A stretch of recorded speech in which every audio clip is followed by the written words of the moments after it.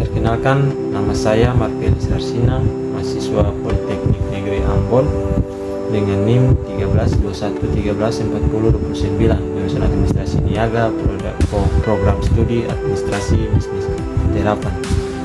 Di sini saya akan menjelaskan apa yang dimaksud dengan Blue Economy, apa itu Blue Accounting, dan ruang lingkup pengungkapannya. Kita semua tahu negara Republik Indonesia merupakan negara maritim dengan wilayah laut yang sangat luas, mencapai 70%, sedangkan luas daratan hanya 30%.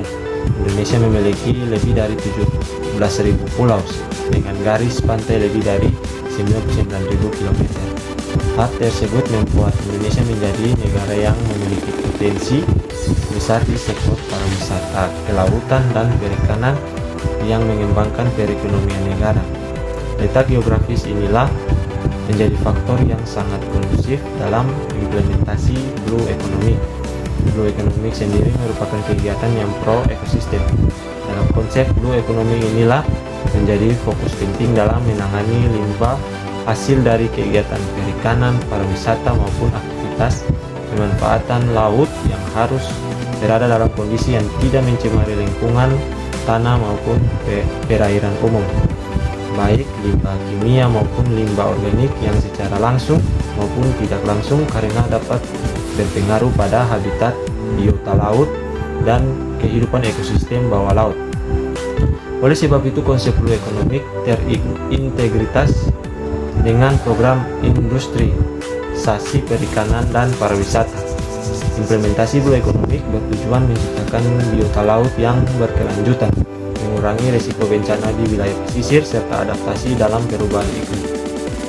Pemerintah saat ini sedang gencar menempuh kegiatan strategis ekonomi biru atau Blue Economic untuk mendukung pertumbuhan ekonomi.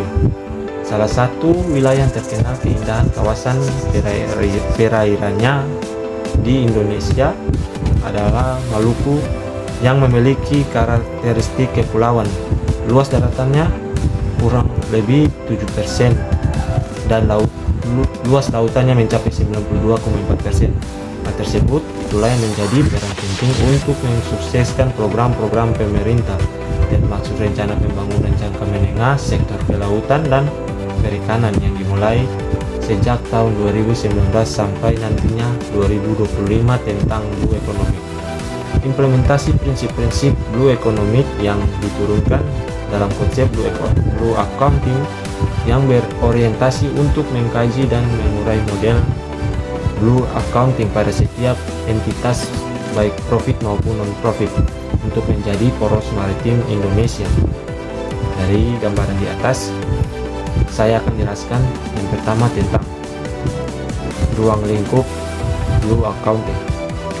Blue Accounting sendiri merupakan turunan dari Blue Economy, mencakup pembangunan ekonomi berbasis darat dan laut yang berkesinambungan seperti pengembangan kawasan pesisir, komoditas masyarakat, inovasi teknologi, sumber daya manusia, pengawasan sumber daya alam, dan pemeliharaan di sektor wisata pantai.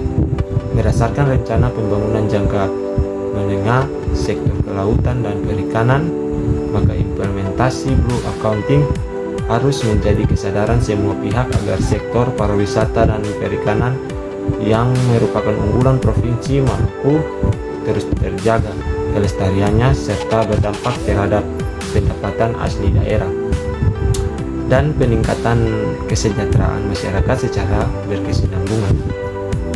Ada beberapa penelitian yang dilakukan oleh peneliti tentang pemanfaatan wilayah laut yang dilakukan oleh Hanubun pada tahun 2019, Mira pada tahun 2014, Setio, dan lain-lain.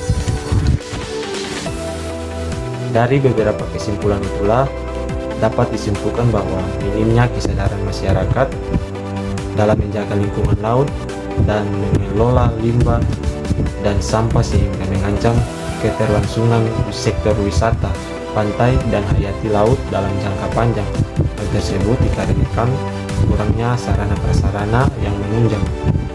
Produktivitas masyarakat dalam usaha kelautan cenderung pasif pemeliharaan secara intensif terhadap pusat wisata pantai di Pulau Ambon dan masih kurangnya perhatian terkait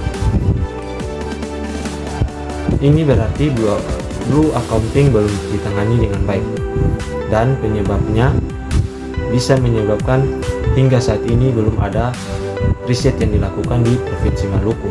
Berdasarkan uraian di atas, sudah sangat jelas bahwa dari beberapa riset tersebut belum ada yang fokus meneliti terkait pengungkapan blue accounting di dalam laporan keuangan di wilayah Provinsi Maluku, khususnya pada sektor pariwisata pantai dan kontribusinya terhadap pendapatan asli daerah. Dapat kita ketahui, blue accounting merupakan turunan dari blue economy, mencakup pembangunan ekonomi berbasis darat laut seperti pengembangan dan pemeliharaan sektor wisata pantai. Dengan letak geografis Indonesia yang begitu luas dan strategis, khususnya di Pulau Ambon yang memiliki luas laut mencapai 90%, hal ini menunjukkan bahwa Provinsi Maluku memiliki keunggulan geografis yang berpotensi besar dalam optimalisasi blue accounting. Namun, keseimbangan antara beberapa faktor hanya dapat tercapai jika blue accounting mampu dioptimalisasikan implementasinya sehingga dapat memberikan kontribusi terhadap pendapatan asli daerah, baik di tingkat pemerintah desa, kabupaten, kota maupun provinsi. Adapun aspek yang menjadi fokus utama dalam kajian blue accounting adalah ketersediaan sumber daya bagi pemerintah daerah dalam melakukan pengembangan ekonomi berbasis darat dan laut. Oleh karena itu, potensi wisata pantai dan kontribusi terhadap pendapatan asli daerah merupakan salah satu indikator utama dalam mengukur potensi optimalisasi blue accounting pada suatu daerah sehingga dapat mendorong peningkatan kesejahteraan masyarakat secara berkesinambungan. Kemudian yang berikut tentang pengungkapan blue accounting.